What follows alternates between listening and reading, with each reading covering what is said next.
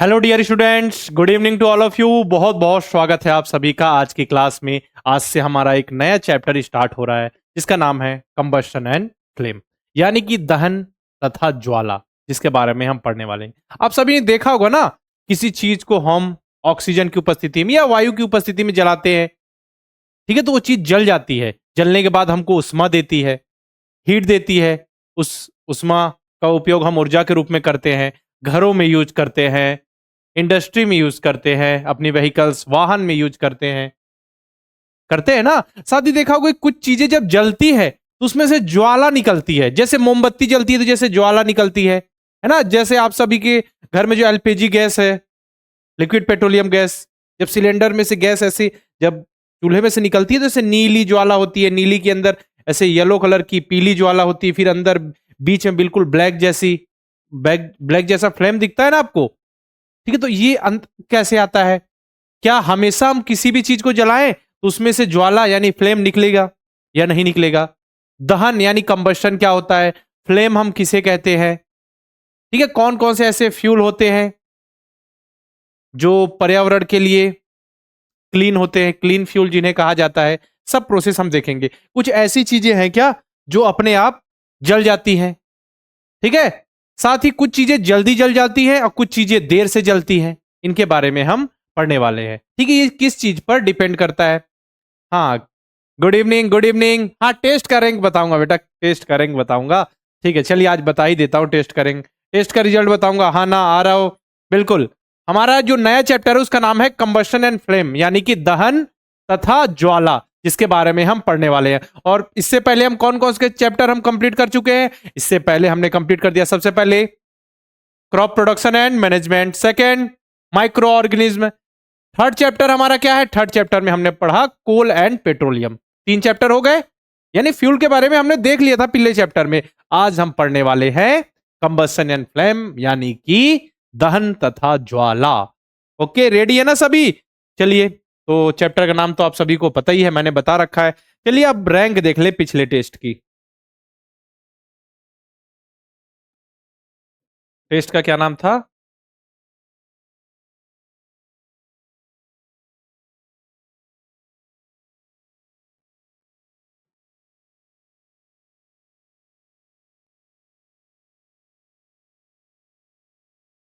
Crop production and management, ठीक है। तो एक बार मैं रैंक निकाल लेता हूं, बताते चलता हूं, ठीक है। टॉप 6 स्टूडेंट की मैं रैंक यहां पे रिजल्ट बताऊंगा। 75 नंबर का आपका एग्जाम हुआ था। कितने नंबर का?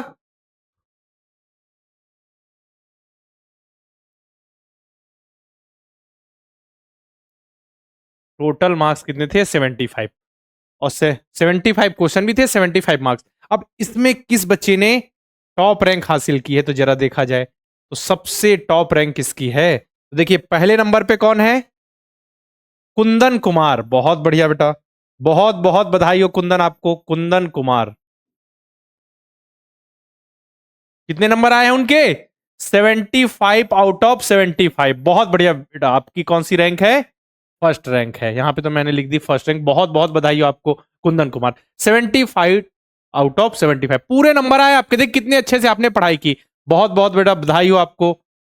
ठीक है, प्रैक्टिस सीट नेक्स्ट चैप्टर जो हमारा है सेकंड चैप्टर, उसकी प्रैक्टिस सीट कल मिल जाएगी, यानी सैटरडे को शाम तक, और फिर संडे को आपको टेस्ट मिल जाएगा। इसी तरीके से हम कंटिन्यू करते रहेंगे। फर्स्ट चैप्टर का तो आपका टेस्ट भी हो गया। सेकंड रैंक किसकी है? अभिनव वर्मा।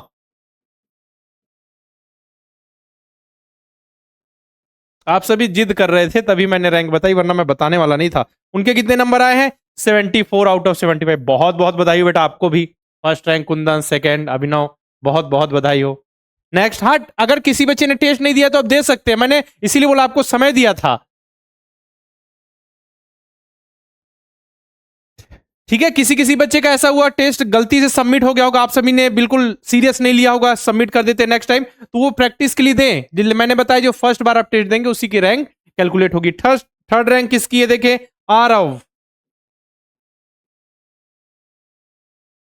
आरव चौधरी।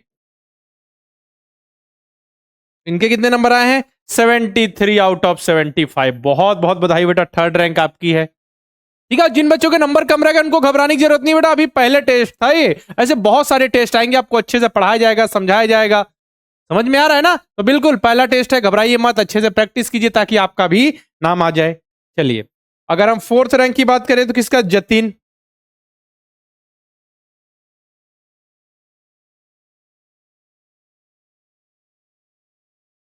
जतिन जाधव, कितने नंबर आए उनके? 71 आउट ऑफ 75। बहुत बहुत बधाई बेटा आपको भी। ठीक है, अब फिफ्थ रैंक, टॉप 5 स्टूडेंट की लिस्ट हम देखेंगे। आदित्य कौशिक,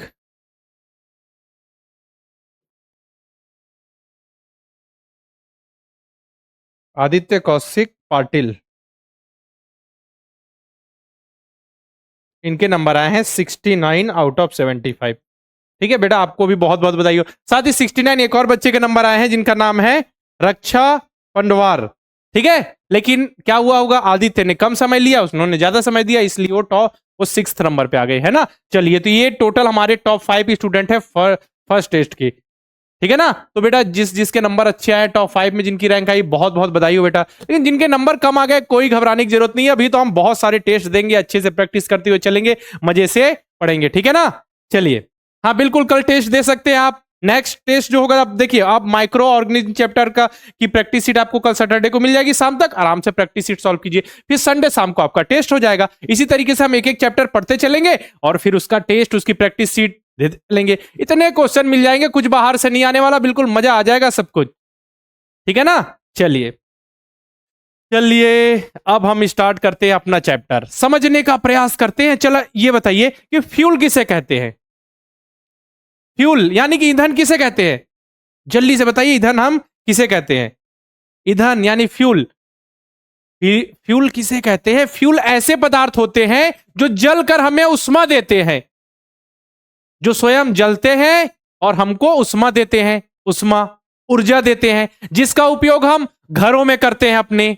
कुछ फ्यूल ऐसे होते हैं जिनका यूज हम जनरली घरों में करते हैं, कुछ ऐसे फ्यूल्स होते हैं जिनका यूज हम व्हीकल्स में करते हैं, वाहनों में करते हैं, कुछ ऐसे फ्यूल्स होते हैं जिनका यूज हम इंडस्ट्री में करते हैं, उद्योगों में करते हैं। ठीक है, तो हम उनकी लिस्ट देखते हैं, ऐसे कौन कौन से फ्यूल है। जैसे देखिए, गोबर, काउडंग, जो गोबर है, गोबर, ठीक है, इसका यूज भी हम ईंधन के रूप में करते हैं घरों में। ठीक है, लकड़ी, लकड़ी भी क्या है? फ्यूल है, इसका यूज भी हम घरों में करते हैं। ठीक है, इसके बाद आपका कास्ट कोयला, चारकोल, चारकोल क्या होता है बेटा? जैसे लकड़ी होती है ना, उसको हम कम ऑक्सीजन में, ठीक है, उसको ज्यादा वायु नहीं देते, कम ऑक्सीजन प्रेजेंट करके, ऑक्सीजन की कम मात्रा में उसको हम जला देते हैं, पूरा नहीं, आधा जलाकर छोड़ देते हैं, उसे हम कहते हैं चारकोल, जिसका यूज स्केचिंग वगैरह में होता है। समझ में आ रहा है ना? चारकोल जो समझिए उसकी तरह होता है, कैसे बताऊं आपको, राख जैसा जो होता है ना, जो पेंसिल के रूप में यूज होता है, चारकोल। ठीक है, ये हो गया चारकोल। साथ में घरों में देखिए एलपीजी, एलपीजी ये लिक्विड पेट्रोलियम गैस, ये भी तो फ्यूल है, इसका यूज होता है घर में। सीएनजी का भी यूज होता है घरों में खाना बनाने के लिए। ठीक है, साथ ही अब देखें इंडस्ट्री में, उद्योगों में, तो कोयले का यूज होता है बड़े मात्रा में, थर्मल पावर प्लांट में होता है ना कोयला का, इलेक्ट्रिसिटी उत्पादन में। कास्ट कोयला यानी चारकोल का यूज भी हम किसमें करते हैं? उद्योगों में। जैसे कि समझिए कौन से उद्योग में, जैसे जो लोहे की भट्टी वगैरह होती है, या फिर ये चारकोल का यूज हम उसमें करते हैं। ठीक है, जैसे कि हाँ स्केचिंग, जैसे कि बड़े उद्योग है, ठीक है, बड़ा बिजनेस है, इसका स्केचिंग वगैरह का, तो इसमें चारकोल का हम यूज करते हैं। इसका देखिए डीजल, डीजल का यूज भी करते हैं हम इंडस्ट्री में, जैसे जनरेटर वगैरह, जनरेटर वगैरह में हम डीजल डाल के मैकेनिकल एनर्जी को इलेक्ट्रिकल एनर्जी में चेंज करते हैं, तो हमें फ्यूल के रूप में इसमें यूज यूज करें ना, एनर्जी हमको मिल रही है फ्यूल से, खुद जलकर हमको एनर्जी प्रोवाइड करे। वाहनों में देखे व्हीकल्स में, तो व्हीकल्स में देखिए पेट्रोल, डीजल, सीएनजी, ये सभी यूज होती है ना।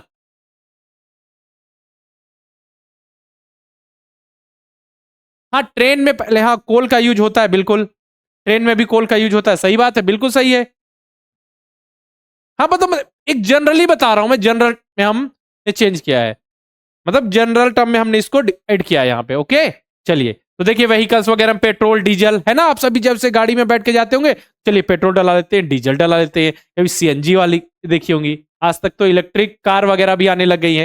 इलेक्ट्रिक कार सुना होगा आप सभी ने, इलेक्ट्रिक कार आने लगी, आंसर है गुड इवनिंग बेटा। चलिए अब लेट हो गए आप सभी, जल्दी से जुड़ जाइए सभी, है ना, जो अभी तक नहीं जुड़े होंगे। तो ये बस तो पिछले चैप्टर की एक समरी है, समझिए कि फ्यूल्स क्या है, जो जलकर हमें उष्मा, हीट, ऊर्जा दे रहे हैं, जिसका उपयोग हम घरों में कर रहे हैं, अपने इंडस्ट्री में कर रहे हैं, व्हीकल्स में कर रहे हैं, बस सिंपल सी बात।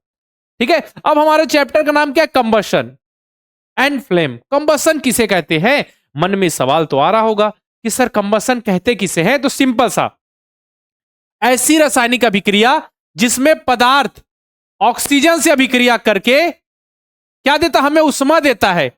उष्मा देता है मतलब हीट देता है, और कभी कभी हीट के साथ साथ लाइट भी प्रोड्यूस करता है। ठीक है ना, ऐसी रासायनिक अभिक्रिया जिसमें कोई पदार्थ कौन होता है, वो फ्यूल होता है, या फिर उसे कंबस्टिबल सब्सटेंस कहते हैं। जब कोई पदार्थ ऑक्सीजन से क्रिया कर, ऑक्सीजन से क्रिया कर मतलब वायु की उपस्थिति में, जब कोई किसी पदार्थ को हम वायु की उपस्थिति में जलाते हैं, ठीक है, तो उससे हमें उष्मा मिल रही है, ऊर्जा मिल रही है, उसे ही हम कहते हैं क्या, कंबशन यानी कि दहन। समझ में आ रहा है, जैसे हमने एलपीजी गैस जलाई तो उससे हमें उष्मा, ऊर्जा मिल रही है, जिससे हमारा भोजन पक रहा है। समझ में आ रहा है ना, लकड़ी जलाई, कोयला जलाया, मतलब उसको ऑक्सीजन के प्रेजेंट में हम जला रहे हैं, जिससे हमको उष्मा मिल रही है, ऊर्जा मिल रही है। सीएनजी से भी हमको ऊर्जा मिल रही है, गाड़ियों को चलने के लिए ऊर्जा मिल रही है। समझ में आ रहा है, जो आप खाना खा रहे हैं, जैसे आप खाना खाते हैं, ठीक है, आपको भोजन की आवश्यकता है ऊर्जा के लिए, तो भोजन भी आपके लिए क्या है, एक फ्यूल है। भोजन भी आपके लिए क्या है, एक फ्यूल है, क्योंकि जो भोजन होता है ऑक्सीजन की उपस्थिति में, in the presence of oxygen क्या हो जाता है, अपघटित हो जाता है, उठ जाता है, और ये ऊर्जा के रूप में संचित होती है, जिनसे हम दिन भर काम कर पाते हैं। एटीपी के रूप में ऊर्जा संचित होती है ना, तो आपके लिए क्या है, जो ये भोजन है, ये एक फ्यूल है। समझ में आ रहा है ना। चलिए, तो अब देखिए, अब हमने बता दिया कि ऐसे सब्सटेंस, मतलब कुछ पदार्थ जो होते हैं, वो उनको हमने ऐसी रासायनिक अभिक्रिया जिसमें पदार्थ ऑक्सीजन की उपस्थिति में जलता है और उष्मा निकलती है, यानी ऊर्जा, जिस ऊर्जा का उपयोग करते हैं। कभी कभी क्या होता है, उष्मा, हीट के साथ साथ लाइट भी प्रोड्यूस होती है, लाइट जैसे प्रकाश जैसा, या फिर लौ ऐसी जगती है, जैसे कि आपको मैं बताऊं, जैसे ये मोमबत्ती है, ठीक है, तो ऐसी ज्वाला सी ऐसी ऐसी ऐसी देखिएगा, ऐसा आपने देखा होगा, ठीक है, बाहर ऐसे देखा होगा आपने, नीले कलर की ज्वाला होती है, फ्लेम होता है, बीच में येलो कलर, एकदम बिल्कुल बीचों बीच ब्लैक कलर का फ्लेम होता है। ठीक है, तो उस रूप में क्या है, प्रकाश भी उत्पन्न होता है। लेकिन अब आपके मन में सवाल आएगा, सर ऐसे कौन से पदार्थ हैं, ऐसे कौन से पदार्थ हैं जिसको हम ऑक्सीजन के प्रेजेंट में जो क्रिया करे, या ऑक्सीजन के प्रेजेंट में जिसे हम जलाएं, तो उसमें से फ्लेम निकले, और ऐसे कौन से पदार्थ जिसमें से फ्लेम नहीं निकलते। आपके मन में सवाल तो होगा ना, सवाल तो आ रहा होगा, अभी मैं आपको समझा दूंगा, घबराइए मत। अब देखिए, जिस पदार्थ का दहन हो रहा है, मतलब जिस भी सब्सटेंस का क्या हो रहा है, कंबशन हो रहा है, उसको हम कहते हैं कंबस्टिबल सब्सटेंस, जिसे हम फ्यूल भी कहते हैं बेटा, क्योंकि जो फ्यूल होता है उसी पदार्थ का तो कंबशन होता है ना, जो फ्यूल है, ईंधन का ही तो हम कंबशन करते हैं, कंबशन यानी दहन। सिंपल सा ना, मतलब समझिए, किसी चीज को हम इन प्रेजेंट ऑफ ऑक्सीजन की उपस्थिति में जलाएंगे, तो उसमें से हमको उष्मा, मतलब जो है ऊर्जा ज्यादा मिलेगी।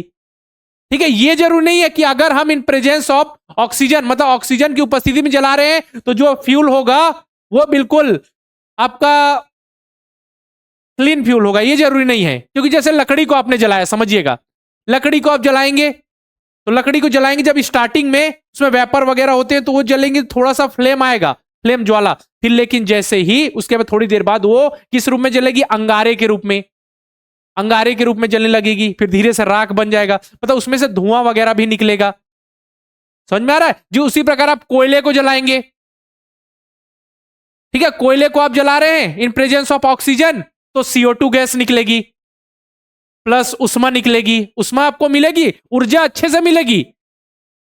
ठीक है, जब आप कार्बन है ना, जैसे मैं कोयले की बात कर रहा हूं, मैं बात कर रहा हूं कोयले को आप ऑक्सीजन की उपस्थिति में जलाइए, तो कार्बन डाइऑक्साइड गैस प्लस उष्मा मिलेगी आपको। मतलब समझिए, ये एक गुड फ्यूल है, लेकिन क्लीन फ्यूल नहीं, क्योंकि उसमें से धुआं निकलता है, कुछ हानिकारक गैसें, अगर उसमें ऑक्सीजन की मात्रा कम हो गई, जब हम कोयले को जला रहे हैं तो फिर कार्बन मोनोडाइऑक्साइड बन जाएगी जो हार्मफुल गैस है, उसमें से धुआं निकलेगा जो सेहत के लिए सही नहीं है। धुआं ज्यादा प्रोड्यूस करेगा तो उसको हम एनवायरमेंट फ्रेंडली फ्यूल नहीं कहते।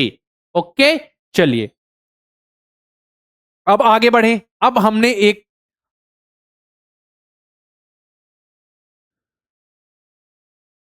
ठीक है चलिए आगे बढ़े। ज्वेन कोल्बर्स, देखिए अब देखिए क्या होता है जब कोयले को जलाते हैं तो उसमें ज्वाला नहीं बनती। जब कोयले को हम जलाते हैं, कोयले को आपने जलते हुए देखा होगा, कोयला जब जलता है तो उसमें से ज्वाला नहीं आ रही है, कोयला अंगारों के रूप में जल रहा है, ये जलकर राख जैसा बन जा रहा है। ठीक है, अंगारों के रूप में जल रहा है वो, डायरेक्ट उष्मा। ठीक है, लेकिन जब हम मोमबत्ती को जला रहे हैं बेटा, जब हम मोमबत्ती को जला रहे हैं तो उसमें ज्वाला बन रही है, बिल्कुल जैसे मोमबत्ती अभी आपको मैंने दिखाया ना, जैसे ऐसी मोमबत्ती है आपकी। ठीक है, तो मोमबत्ती को जब हम जला रहे हैं तो ऐसा देखिएगा, ऐसे ज्वाला ऐसा,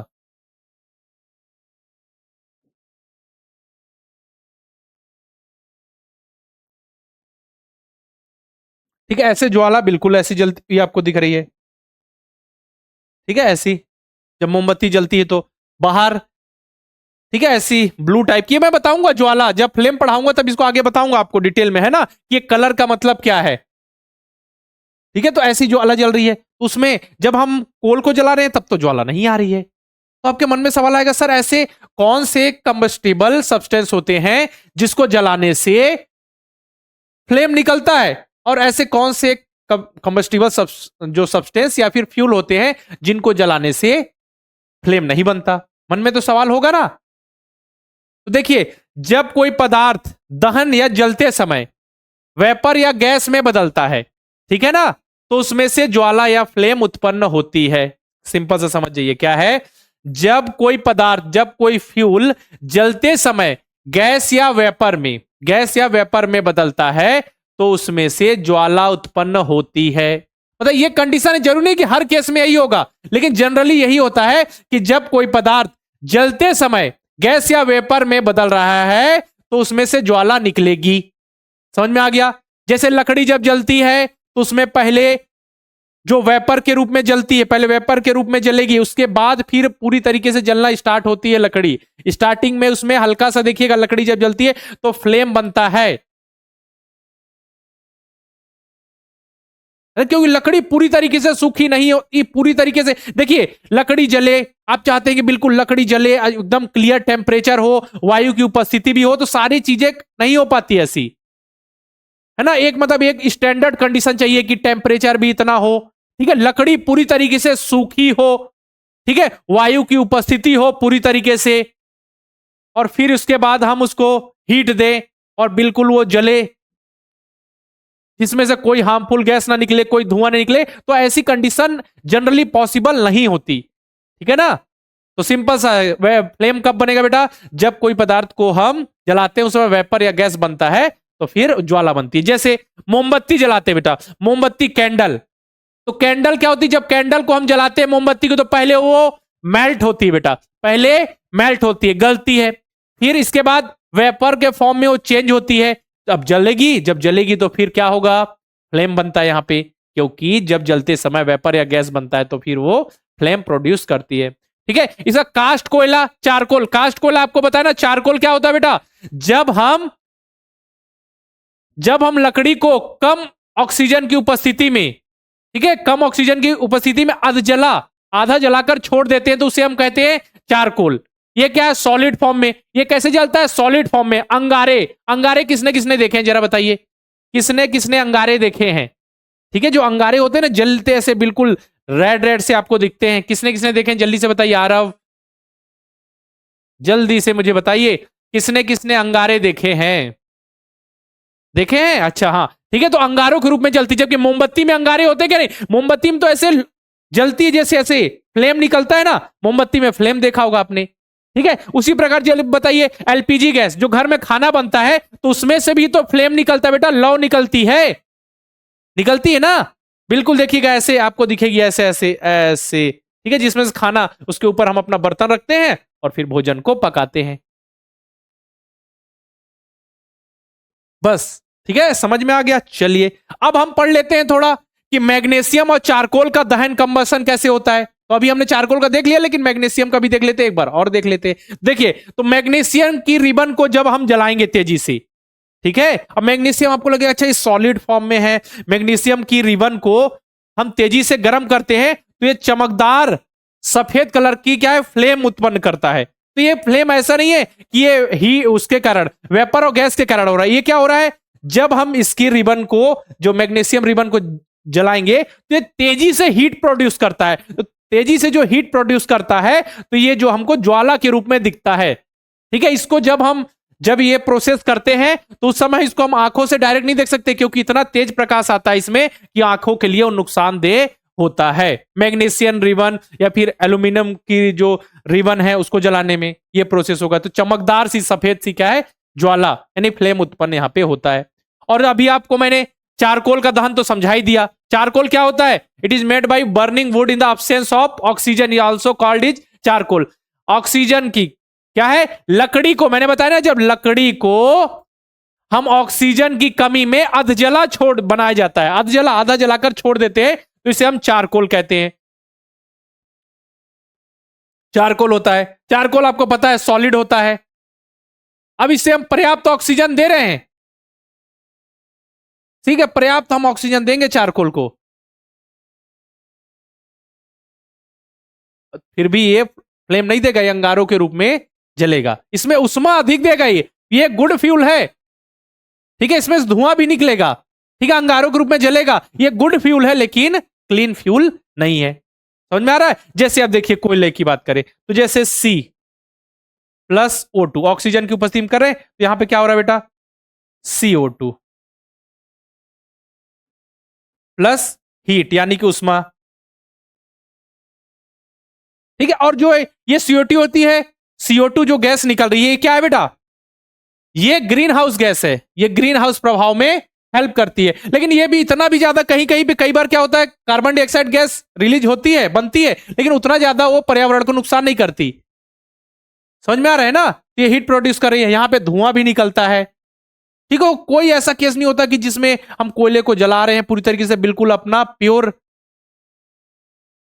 प्योर मतलब कंबशन हो, प्योर फ्यूल हो, ऐसा नहीं होता, ठीक है। अब देखिए जैसे ये तो ऑक्सीजन के प्रेजेंट में हो गया, मान के चलिए ऑक्सीजन की हो गई कमी, अब हम कार्बन को मतलब कि कोयले को जलाएं, कोयला मतलब कार्बन ही तो होता है, पता है ना, कार्बन के अनुसार, कार्बन के जो कितनी वैल्यू है, मतलब कितना कार्बन है, कार्बन परसेंटेज कितना है, कंटेंट ऑफ कार्बन के हिसाब से तो हमने कोयले को डिवाइड किया था ना, एंथ्रेसाइड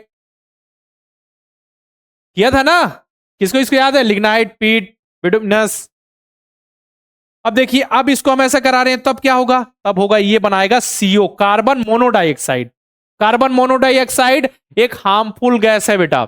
अब ये जब हमने कोयले को, कोल को इन प्रेजेंस ऑफ ऑक्सीजन क्रिया कराया, तो यहां पे कार्बन डाइऑक्साइड गैस बन रही है, प्लस हीट उष्मा मिल रही है जिसका उपयोग हम कर रहे हैं, बिल्कुल हीट अच्छे से ज्यादा मिल रही है, ठीक है। लेकिन अब यहां पे प्रेजेंट ऑफ, अब ऑब्सेंस कर दिया हमने ऑक्सीजन की अनुपस्थिति में, या ऑक्सीजन कम है, तो ये देखिए हार्मफुल गैस बना रही, क्या, कार्बन मोनोडाइऑक्साइड। कार्बन मोनोडाइऑक्साइड बिल्कुल हार्मफुल है, हार्मफुल गैस है। समझ में आ रहा है, ऐसा होता है, धुआं ज्यादा प्रोड्यूस होगा, कार्बन मोनोडाइऑक्साइड। समझ में आ गया, बोलिए, क्लियर है। तो कुल मिला के बेटा हमारा यहां पे जो ये इक्वेशन यहां पे क्या बनेगा, सिंपल सा रासायनिक क्रम। अब बताइए, हाँ एक टर्म आपके लिए छूट गया था, रासायनिक अभिक्रिया, मतलब chemical process, chemical reaction, chemical change किसे कहते हैं। फिजिकल चेंज और केमिकल चेंज में क्या अंतर है, आप जरा बता दीजिए मुझे, जल्दी से बता दीजिए। फिजिकल चेंज और केमिकल चेंज में क्या अंतर है, कोई बता पाएगा बच्चे, जल्दी से बताइए। हाँ आयुष बताइए बेटा, और जितने भी बच्चे हैं जल्दी से बताइए, physical change and chemical change में क्या अंतर है। यहां लिखा हुआ है केमिकल प्रोसेस, केमिकल प्रोसेस क्या है।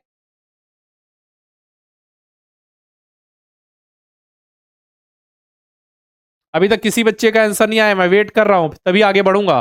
देखते हैं आप सभी को पता है कि नहीं।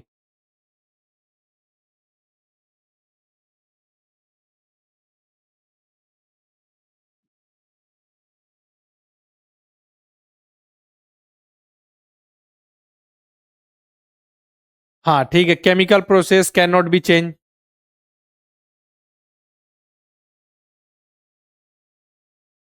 रक्षिता, हाँ ठीक। देखिए बेटा सिंपल समझिए, इसको अलग से डिटेल नहीं पढ़ना, ये सब तो आप पढ़ चुके हैं पहले, है ना।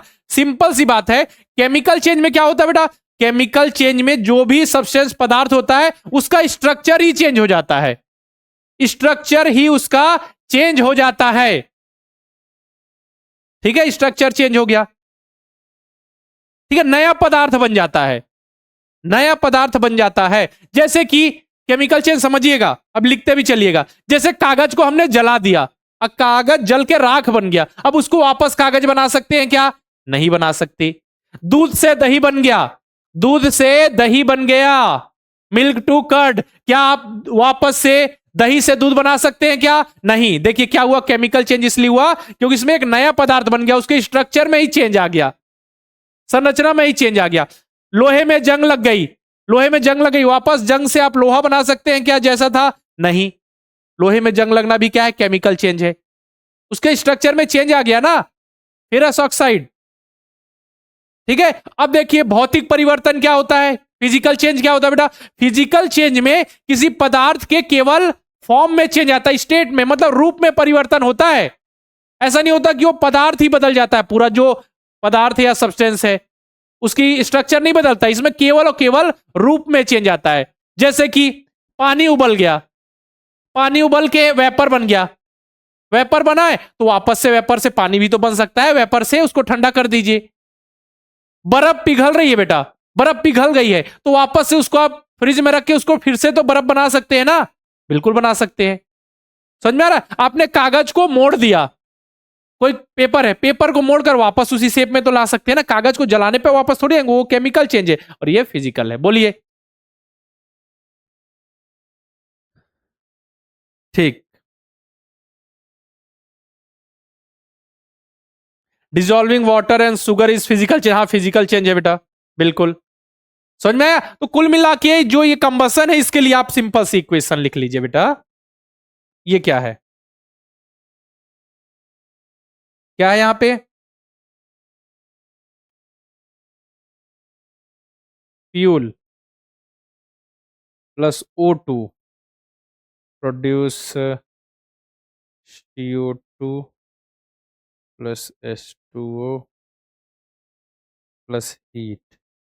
ठीक है, और ये CO2 दहन के बाद, दहन से CO2 निकल रही है। जनरली क्या होता है, जहां कार्बन सब्सटेंस होंगे, जब कार्बन सब्सटेंस का, कार्बन फ्यूल का, कार्बन से रिलेटेड फ्यूल का जिसमें कार्बन की मात्रा है उसका अगर दहन हो रहा है तब कार्बन डाइऑक्साइड आएगी, है ना, plus water and heat produce होगी, हीट जिसका यूज हम करते हैं। ठीक है ना। चलिए, और आपको बहुत सारी मैं ऐसी इक्वेशंस बता देता हूं, और आपको पता ही है, क्या क्या पता है जरा बताइए। जैसे अब थोड़ी इक्वेशन, एक दो इक्वेशन और नोट कर लीजिए। ठीक है, जैसे कि ये देखिए, ये मीथेन है, मीथेन, मीथेन पता है ना, किसमें मीथेन होती है? सीएनजी, जो नेचुरल गैसेस होती है उसमें। अब नेचुरल गैस का को हम ऑक्सीजन के प्रेजेंट, मतलब कि अभिक्रिया करें ऑक्सीजन से, जलाएं हम किसकी उपस्थिति में? ऑक्सीजन की उपस्थिति में या वायु की उपस्थिति में। ठीक है, तो यहां पे क्या बन रहा है आप जरा बताइए, मीथेन गैस है।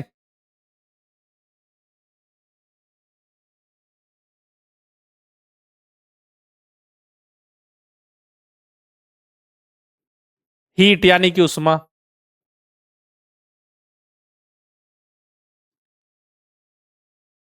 ठीक है, इसे हम प्योर फ्यूल मानते हैं, किसे? मीथेन को, क्योंकि यहां पे ज्यादा पर्यावरण को ज्यादा नुकसान नहीं होता, पर्यावरण के लिए हितकारी होती है। यहां पे धुआं भी नहीं निकलता, जब इसका कंबसन होता है तो इसमें धुआं नहीं निकलता बेटा।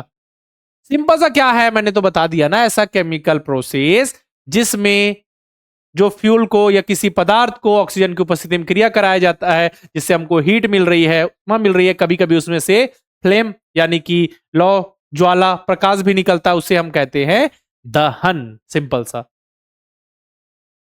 सिंपल सा है ना, बिल्कुल सिंपल सा है। और ऐसे पदार्थ जिनका कंबशन हो रहा है, ऐसे सब्सटेंस जिनका कंबशन हो रहा है, उसके हम कहते हैं कंबस्टिबल सब्सटेंस, यानी कि दाह पदार्थ, दाह्य पदार्थ। हाँ, अभी मैं बताऊंगा, अच्छा मैक्स, अच्छा हाँ, माचिस की बात करें ना, बताऊंगा बताऊंगा माचिस कैसे जलती है, कभी कभी अपने आप आग कैसे लग जाती है बेटा।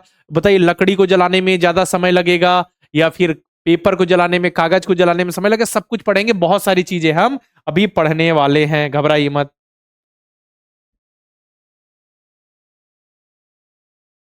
अब जैसे हाइड्रोजन गैस है बेटा, हाइड्रोजन गैस को अगर हम ऑक्सीजन की उपस्थिति में क्रिया कराएं,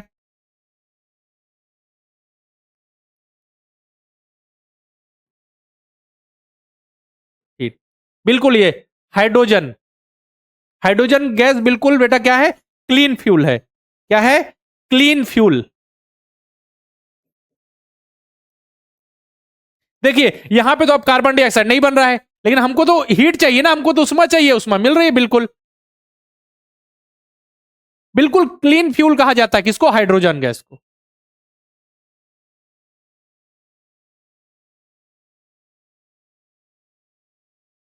क्लियर?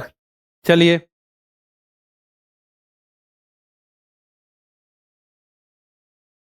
और बताइए। हाँ, candle is example of both physical and chemical change. Okay, और बोलिए और।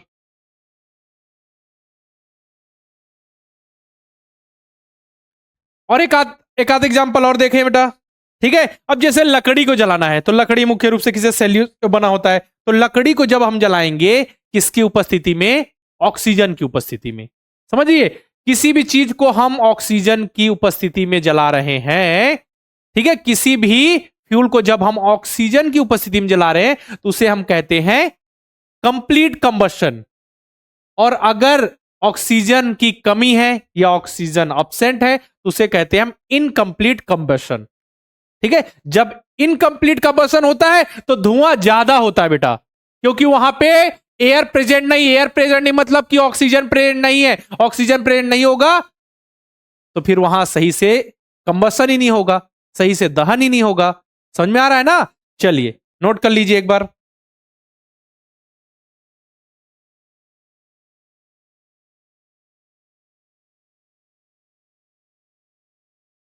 हो गया?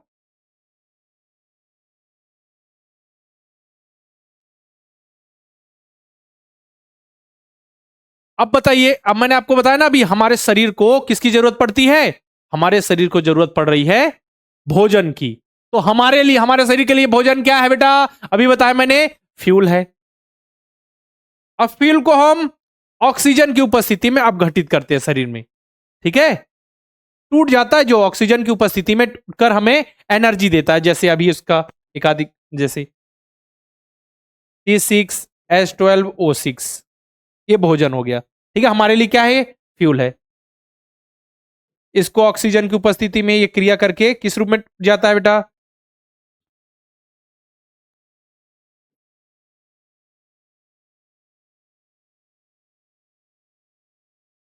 ऊर्जा हमको किस रूप में मिलती है? एटीपी। एटीपी के रूप में ऊर्जा संचित होती है। समझ में आ रहा है ना? क्योंकि देखिए, हमको ऊर्जा की जरूरत पड़ती है ना, तो हमको ऊर्जा मिल जा रही है। इस ऊर्जा का यूज हम दिन भर काम करने के लिए करते हैं, करने के लिए करते हैं। उसी प्रकार देखिए, ये जो मीथेन से जो ऊर्जा मिल रही है उसका उपयोग हम कहां कर रहे हैं? रसोई में कर रहे हैं, व्हीकल्स में कर रहे हैं। उसी प्रकार प्रोपेन ब्यूटेन से जो एनर्जी मिलेगी उसका यूज भी हम रसोई में कर रहे हैं, खाना बनाने के लिए कर रहे हैं, इंडस्ट्री में कर रहे हैं, कर रहे हैं ना। हाइड्रोजन से जो एनर्जी मिल रही है वो क्लीन फ्यूल है, बिल्कुल पर्यावरण मतलब इन्वायरमेंट फ्रेंडली है, क्योंकि इसमें से धुआं भी कम निकल रहा है, कोई हानिकारक गैस भी नहीं निकल रही है, पर्यावरण के लिए हार्मफुल नहीं है। तो बिल्कुल ये क्या है फिर? क्लीन फ्यूल है। और अधिक इसमें अधिक क्या है? उष्मा भी अधिक मिल रही है। उष्मा क्या है? ये भी कंडीशन है क्लीन फ्यूल की, इसमें उष्मा भी अधिक आपको मिल रही है। अब बताइए, अब आपके मन में सवाल आएगा बेटा कि जो सूर्य है, ठीक है, जो सन है बेटा, जो सन है वो क्या करता है? सन में भी कंबशन होता है क्या? दहन से जो सूर्य को जो उष्मा मिलती है वो भी कंबशन से मिलती है क्या? उसमें क्या कंबशन का प्रोसेस होता है क्या? सूर्य के पास देखिएगा जो उष्मा होती है, हीट होती है, और जो लाइट होती है वो खुद की होती है। ठीक है, वो वहां पे दहन का प्रोसेस नहीं होता, वहां कंबसन का प्रोसेस नहीं होता। जो सूर्य है वो नाभिकीय संलयन यानी कि न्यूक्लियर फ्यूजन,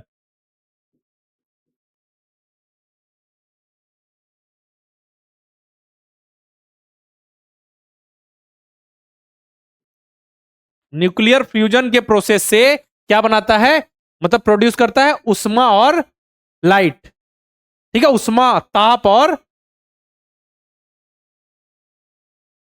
मतलब कि अपना जो भी हीट की बात हो रही है और यहां पे लाइट प्रोड्यूस करता है नाभिकीय संलयन यानी कि न्यूक्लियर फ्यूजन। न्यूक्लियर फ्यूजन क्या होता है, ठीक है, जब हाइड्रोजन के अणु, ठीक है, बहुत सारे जब हाइड्रोजन के जो परमाणु है, हाइड्रोजन के जो परमाणु है, एटम्स है, मिलकर क्या बनाते हैं, हीलियम। तो अभी क्या है, सन को क्या है, एनर्जी, मतलब सन को जो है हीट एंड लाइट मिलती है। ठीक है, खुद से, उसमें ऐसा नहीं कि उसमें आपका कंबसन का प्रोसेस हो रहा है, उसमें क्या होता है, सन को जो, सन की जो उष्मा होती है और जो लाइट होती है, सन का जो ताप होता है वो किसके कारण होता है, वो होता है न्यूक्लियर फ्यूजन के कारण, नाभिकीय संलयन। नोट कर लीजिएगा, नाभिकीय संलयन, ये आपके एग्जाम में क्वेश्चन पूछा जा सकता है।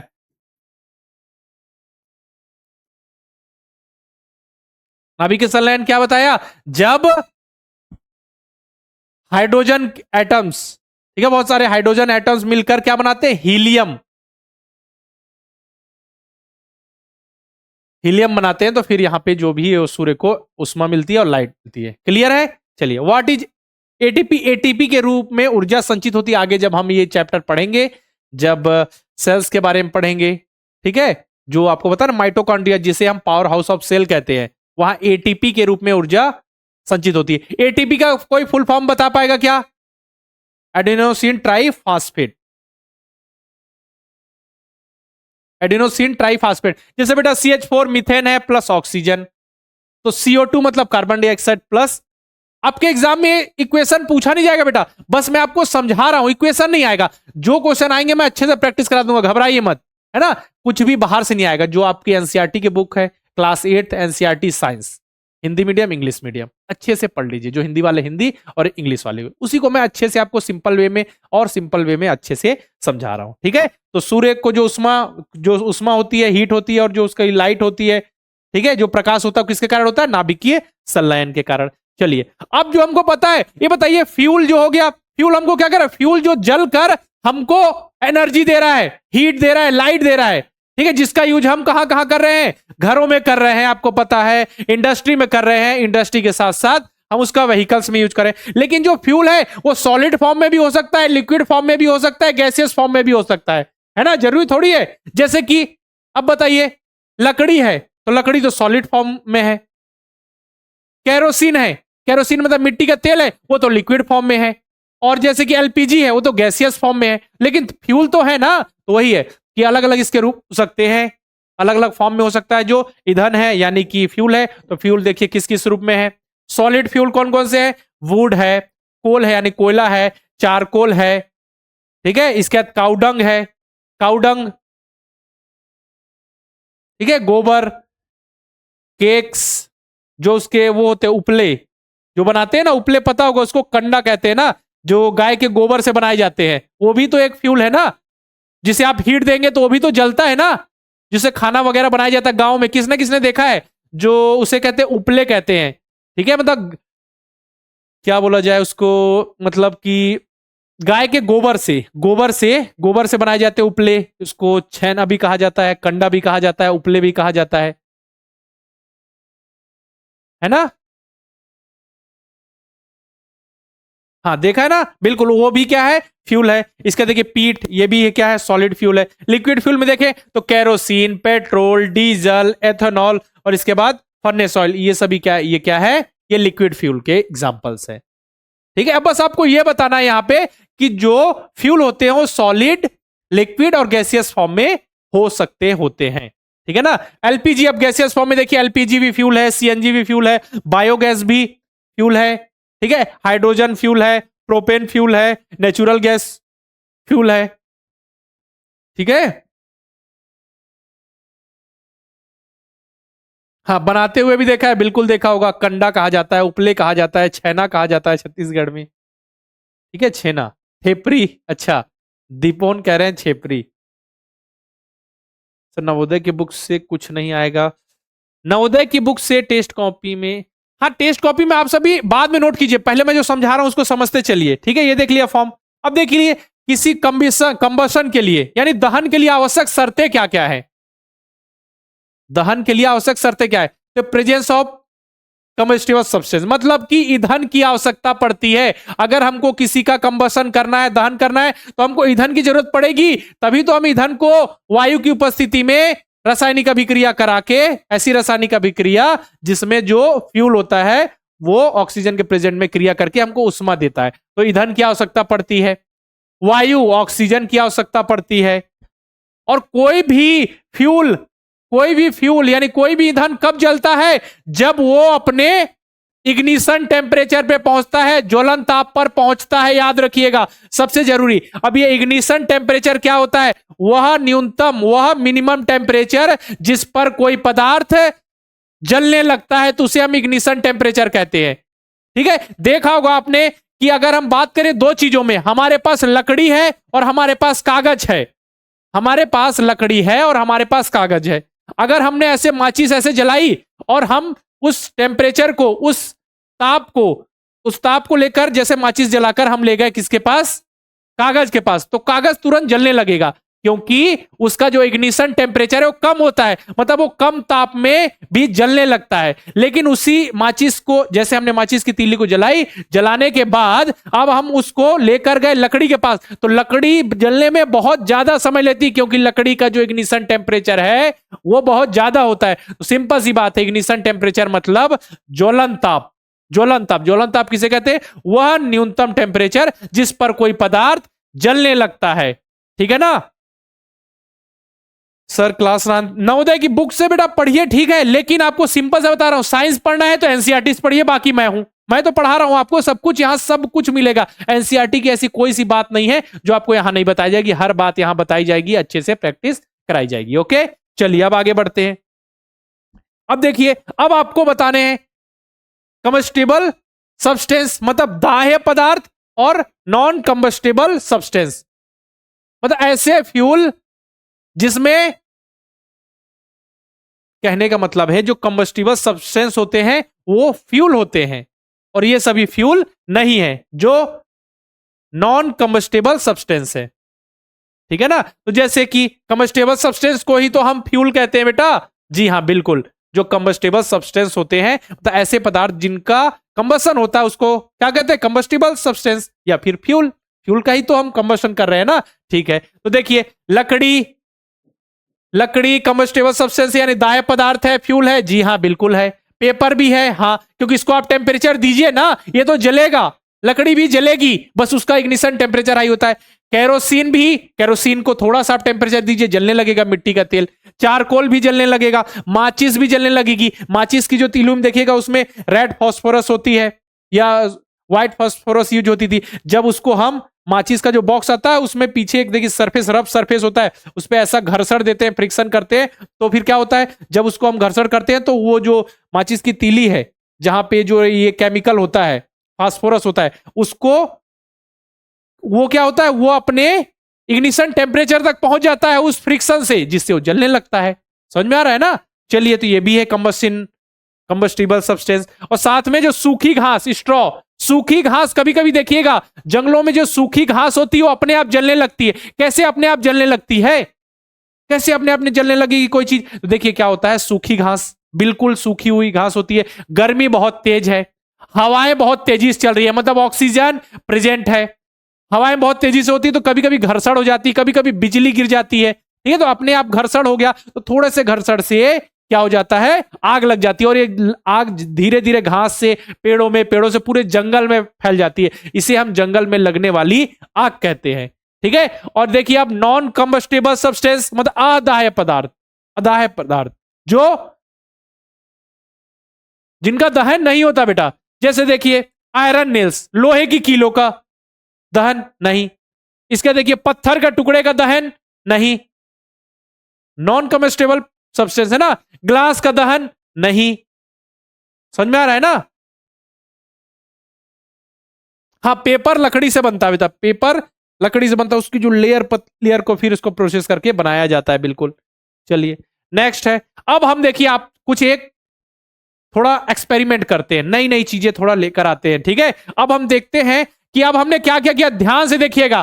पहले हमने क्या किया बेटा, ये मोमबत्ती जला दी, यहां भी मोमबत्ती जला दी, और यहां भी एक मोमबत्ती जला दी, एक कैंडल जला दी।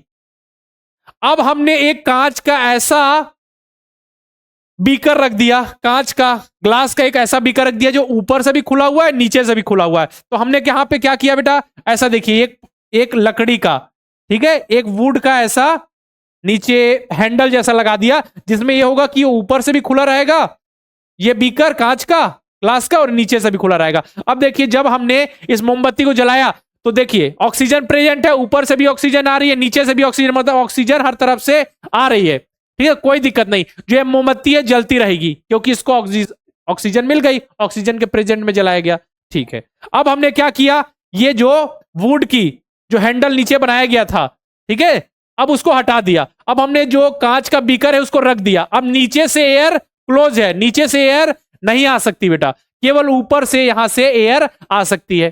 तो अब क्या होगा, जब मोमबत्ती को जलाया जाएगा तो मोमबत्ती जलेगी लेकिन फ्लिकर करेगी बेटा, फ्लिकर यानी उसमें कंपन होगा, ठीक है, उसमें से धुआं निकलने लगेगा क्योंकि एयर पूरी तरीके से मौजूद नहीं है। देखिए एयर इसमें सब तरफ से आ रहा है, इसमें भी एयर मौजूद है, ऐसा नहीं कि नहीं है, जल तो रहा है लेकिन धुएं के साथ, उसमें फ्लिकर हो रहा है थोड़ा।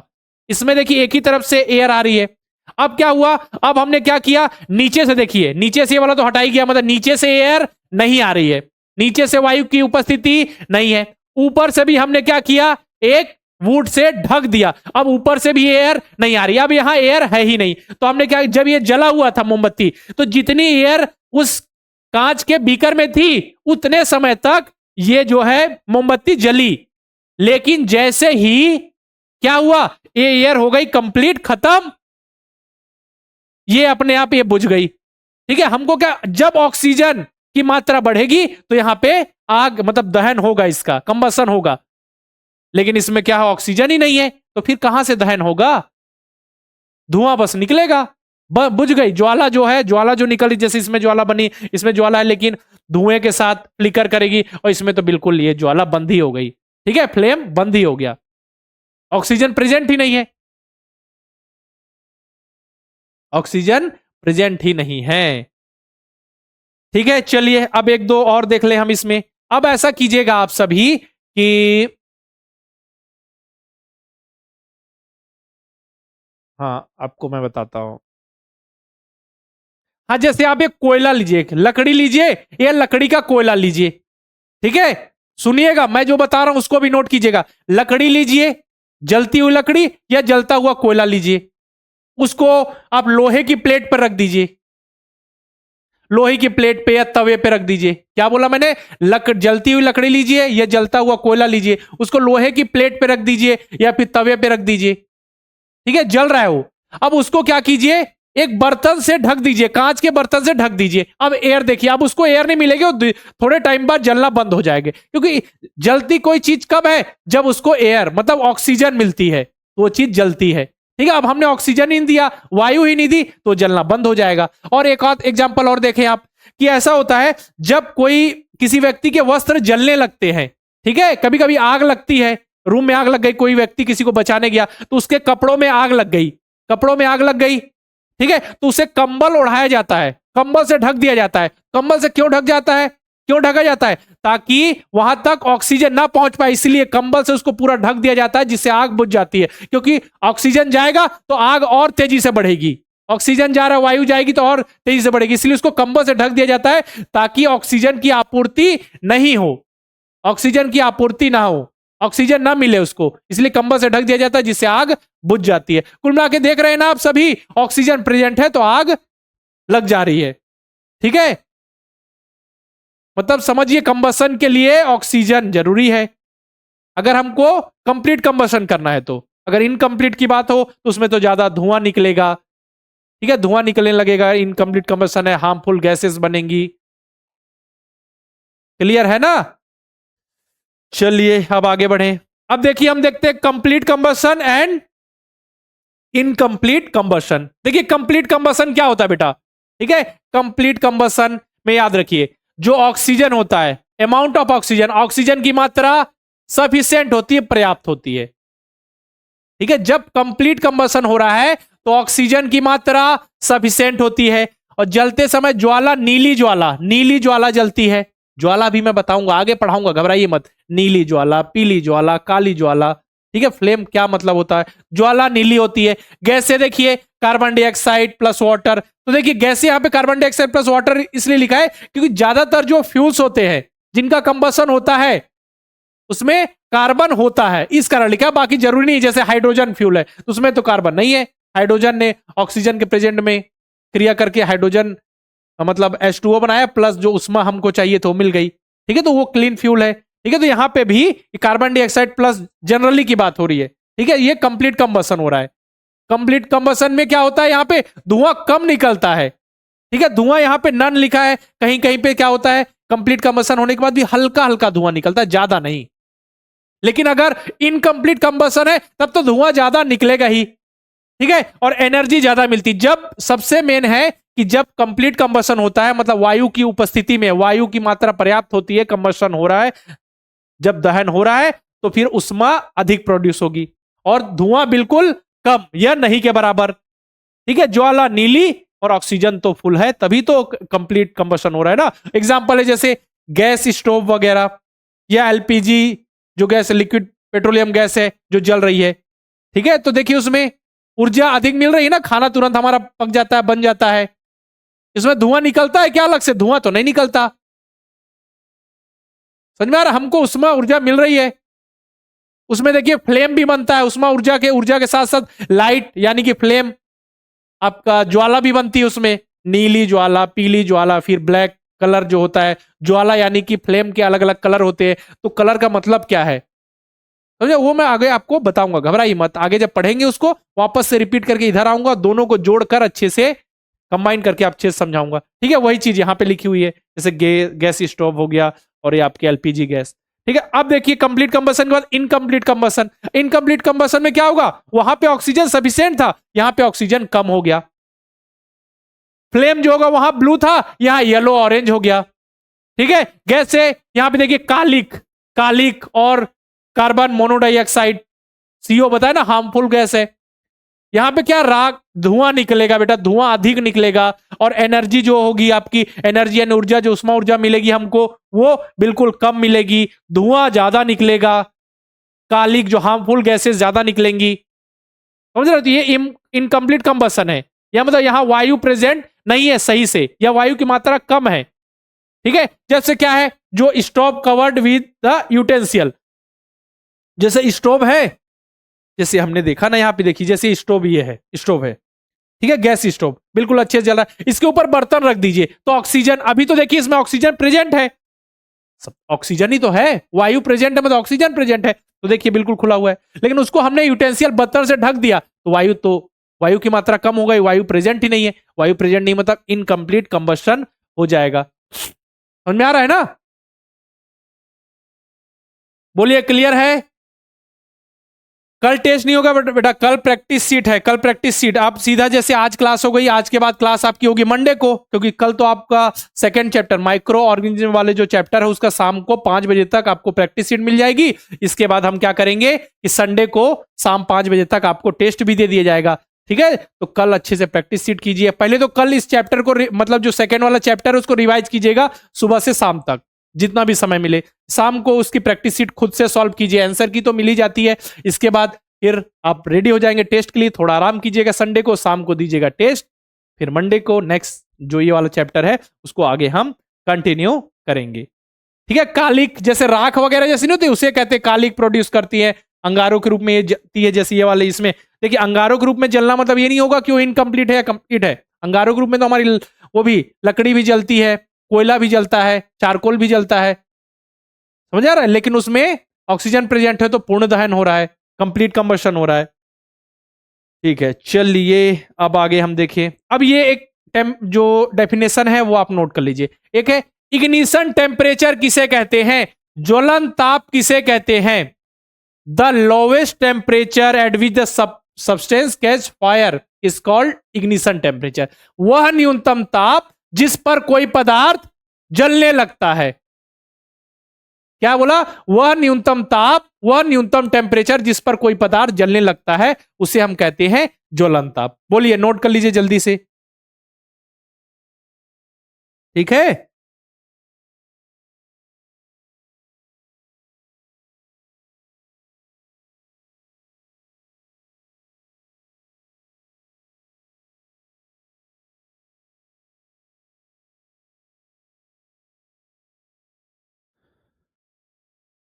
हाँ, सब एनसीईआरटी मिल जाएंगी बेटा, है ना, सब एनसीईआरटी मिल जाएंगी।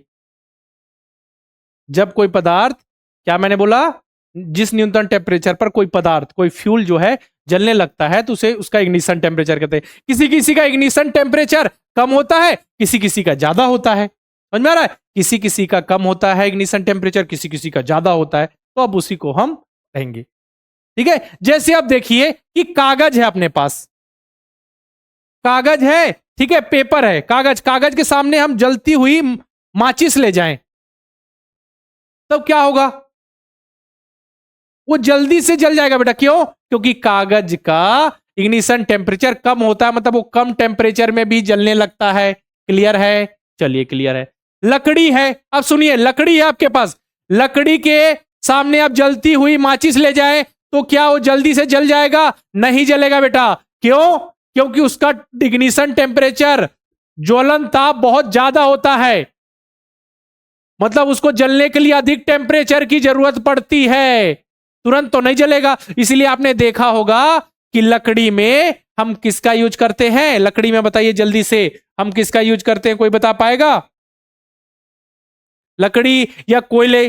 कोयला को ही जलाना है तो तुरंत माचिस ले जाएंगे तो कोयला जलने लगेगा? नहीं। तो लकड़ी और कोयले को जलाने के लिए हम उसमें मिट्टी का तेल डालते हैं या कागज से, ठीक है, या कागज का यूज करते हैं उसको जलाने के लिए, ताकि हम उसको उसके इग्निशन टेम्परेचर तक पहुंचा सके। मिट्टी का तेल उसमें डाल दिया, मिट्टी का तेल डालने के बाद अगर हम माचिस से जलाएं तो क्या होगा कि मिट्टी के तेल से जो उष्मा आएगी, क्योंकि मिट्टी के तेल का जो इग्निशन टेम्परेचर होता है वो जल्दी से उसको हीट मिलेगी तो वो जल्दी से आग पकड़ लेगा। अब उस हीट से जो लकड़ी होगी वो अपने इग्निशन टेम्परेचर तक पहुंचेगी, गर्म होगी, उसको टेम्परेचर मिलेगा, वो अपने इग्निशन टेम्परेचर तक पहुंचकर जलने लगेगी।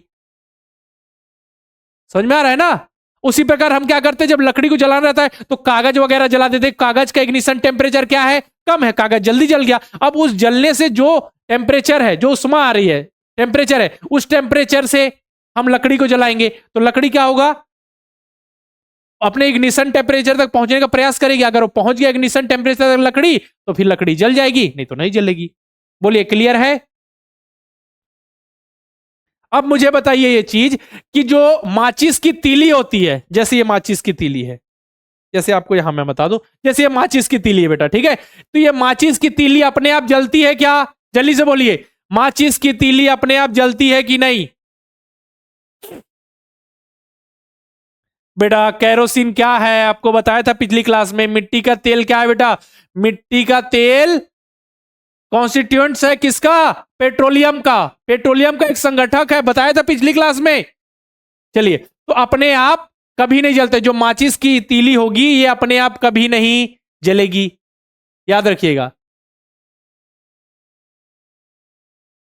समझ में आ रहा है ना?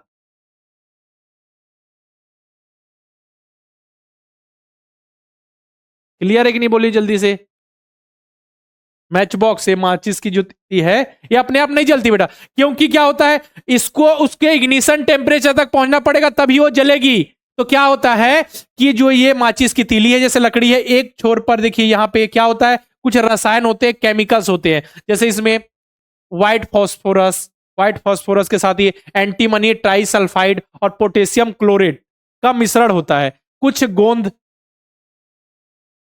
ठीक है, ग्लू के द्वारा और स्टार्च के साथ मिलाकर उसके लकड़ी के एक सिरे पर हम लगा देते हैं, ठीक है। अब ये अपने आप तो जलेगा नहीं, तो इसको जरूरत होती है घर्षण की, यानी कि फ्रिक्शन की। तो देखिए माचिस के ये वाले पार्ट में जब उसको हम रगड़ते हैं, फ्रिक्शन लेकर आते हैं, तो क्या होता है, जब फ्रिक्शन लाते हैं तो अपने वो इग्निशन टेम्परेचर तक पहुंच जाता है। इग्निशन टेम्परेचर तक पहुंच गया तो उसमें आग जल जाती है। ऐसा होता है, अपने आप नहीं जलती माचिस की तीली। देखिए पहले के समय में क्या होता था कि हम जो उस पे रसायन यूज कर रहे हैं, लकड़ी जो ये माचिस की तीली है उसके एक साइड जो केमिकल यूज कर रहे हैं वो क्या होता था, व्हाइट फास्फोरस से बना होता था। लेकिन जो व्हाइट फास्फोरस है बेटा वो बिल्कुल हार्मफुल है। जहां माचिस बन रही है, जो मैच बॉक्स बन रहा है वहां के लिए भी, और जहां हम जला रहे हैं हमारे लिए भी वो हार्मफुल था। तो हम क्या करते हैं, अब रेड फास्फोरस का यूज करते हैं। किसका? आजकल हम रेड फास्फोरस का यूज करते हैं। याद, हाँ याद रखिएगा।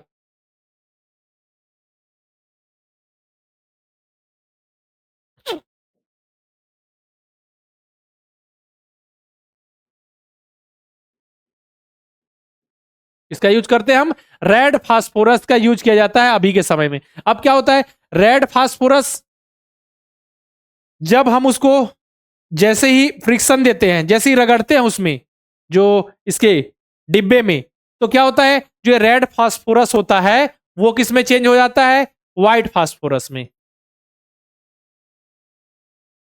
अच्छा यहां पे एच बी आएगा ना, ठीक। व्हाइट फास्फोरस में चेंज हो जाता है और ये व्हाइट फास्फोरस पोटेशियम क्लोरेट के साथ क्लियर करता है। क्या है, ये जो रेड फास्फोरस है ये व्हाइट में चेंज हो गया, क्योंकि व्हाइट फास्फोरस से ही ये जो आपका जो बन रहा है, ये जो माचिस के एक भाग जो बनता है जहां से हमको आग, जहां से आग जलती है, ठीक है। तो पहले क्या हुआ, पहले हम व्हाइट फास्फोरस का यूज करते थे जो सेहत के लिए बिल्कुल हानिकारक था, लेकिन अब हम रेड फास्फोरस का यूज करते हैं। रेड फास्फोरस किस में चेंज हो जाता है, जब हम उसको फ्रिक्शन देंगे तो व्हाइट फास्फोरस में। अब ये व्हाइट फास्फोरस किससे क्रिया करता है, पोटेशियम क्लोरेट। किससे? पोटेशियम क्लोरेट से क्रिया करता है। पोटेशियम क्लोरेट से ये क्रिया करके क्या बनाता है, पोटेशियम क्लोरेट से क्रिया करता है। जैसे ये क्रिया करता है तो फिर जो ये आपका एंटीमनी ट्राइसल्फाइड है ये अपने इग्निशन टेम्परेचर तक पहुंच जाता है, जिससे वो माचिस की तीली जलने लगती है। ठीक है, जब उसको फ्रिक्शन दिया हमने तो रेड फास्फोरस व्हाइट फास्फोरस में चेंज हुआ। व्हाइट फास्फोरस ने क्रिया किससे की, पोटेशियम क्लोरेट से। जैसे पोटेशियम क्लोरेट से क्रिया की, जो एंटीमनी ट्राइसल्फाइड है ये अपने इग्निशन टेम्परेचर तक पहुंच गया और ये माचिस की तीली जलने लगी। माचिस की तीली अपने आप नहीं जल रही है। बोलिए क्लियर है जल्दी से।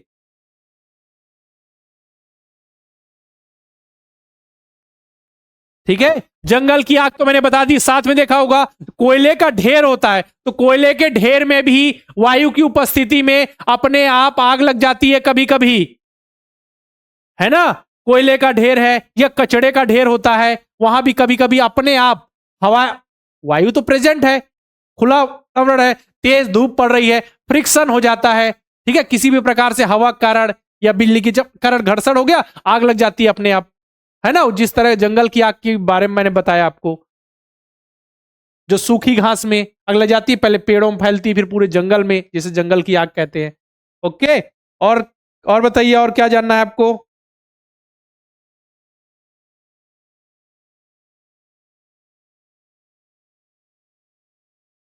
अच्छा, अब ये बताइए कि, हाँ एक क्वेश्चन और है आपसे।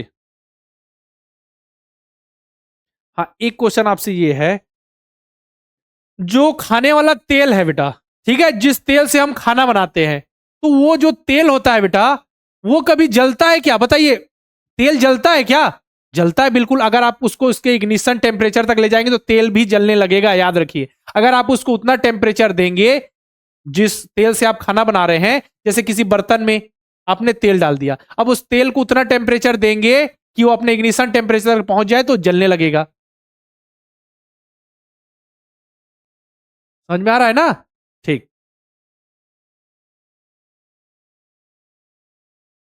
और जो बर्तन होता है वो तो नहीं जलता। बर्तन जो होता है,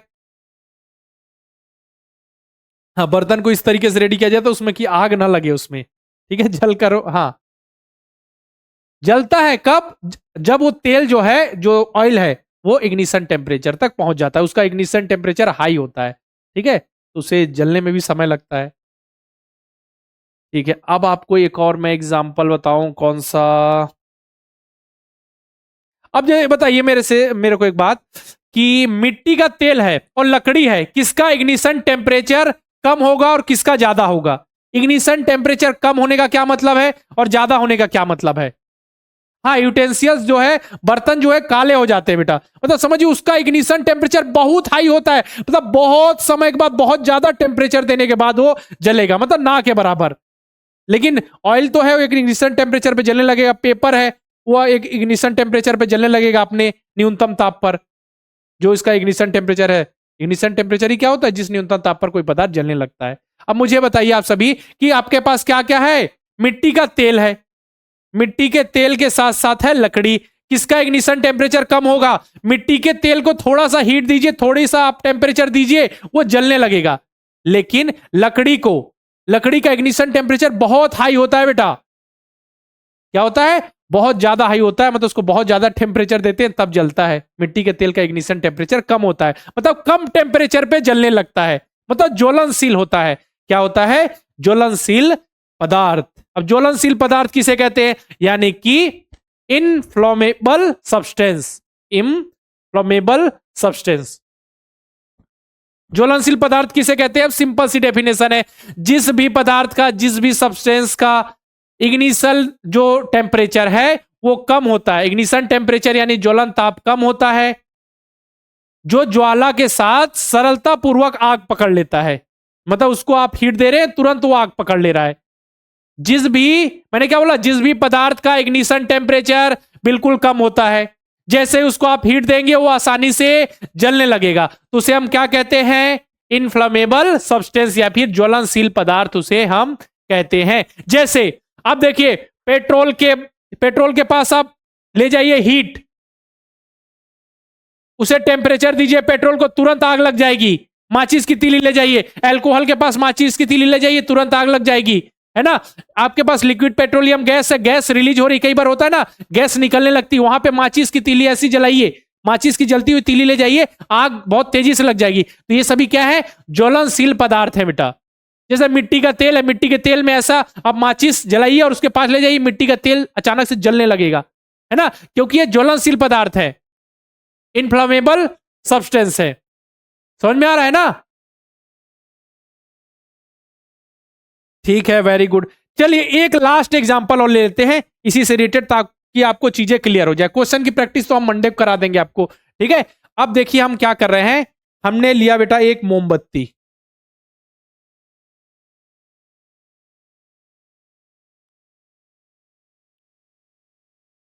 चलिए इस मोमबत्ती को हमने ऐसा जला दिया, ठीक है। अब हमने क्या किया? कागज का बर्तन बनाया, ठीक है, कागज का कप बनाया, पेपर कप। किसका बनाया? कागज का कप बनाया, ठीक है। ये देखिए कागज का कप बना हुआ है, ये कागज का है ना, पेपर का, ठीक है। कागज का कप बनाया, एक में हमने क्या किया? एक में हमने डाल दिया पानी, एक में रख दिया पानी, कागज का कप बनाया और पानी, ठीक है। और एक ऐसा ही है।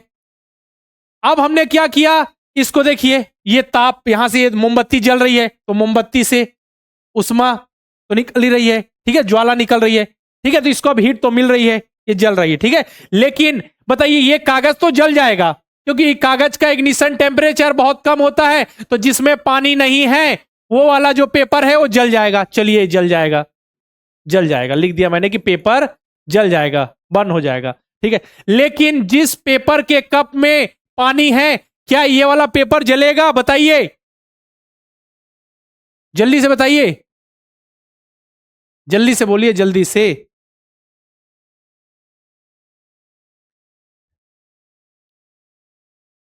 बताइए जल्दी से, ये बी है, बी तो जल जाएगा, ए क्या होगा?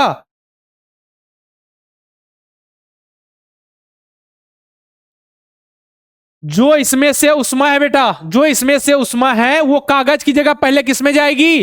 पानी में। समझ आ रहा है? तो पानी जो होगा वो वेपर में चेंज होगा, मतलब समझिए ये जो टेम्परेचर जा रहा है इग्निशन टेम्परेचर तक पहुंचने ही नहीं देगा। कौन? वाटर। तो ये कागज नहीं जलेगा बेटा, कागज नहीं जलेगा, क्योंकि इग्निशन टेम्परेचर तक ये पहुंच ही नहीं पाएगा। समझ में आ रहा है ना? इग्निशन टेम्परेचर तक नहीं पहुंच पाएगा, जिससे ये जलेगा ही नहीं। क्लियर है?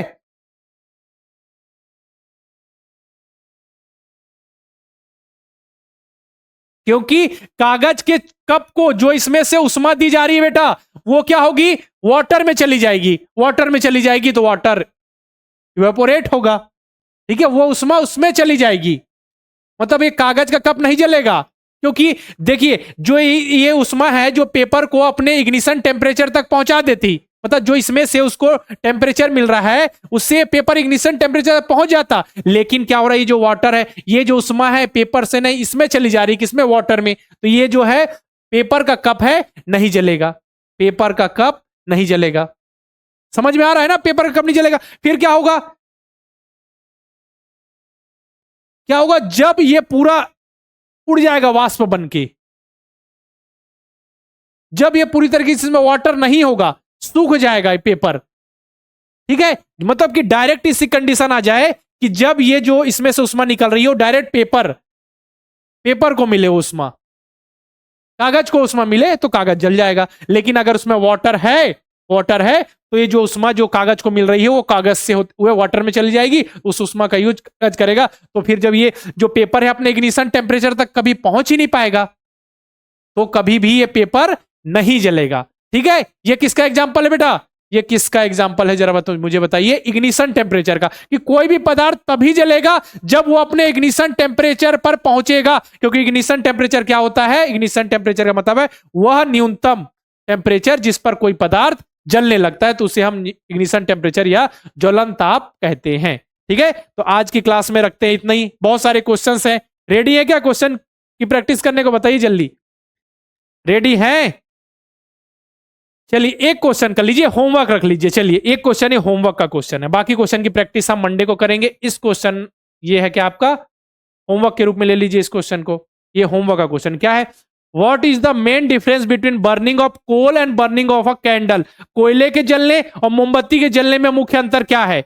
Option A, burning of coal cause more pollution than candle. कोयले का जलना मोमबत्ती की तुलना में अधिक प्रदूषण करता है। Candle burns a higher temperature than coal. मोमबत्ती कोयले से अधिक तापमान पर जलती है। Coal gives less heat than candle. कोयला मोमबत्ती से कम उष्मा देता है। Both produce equal heat and pollution.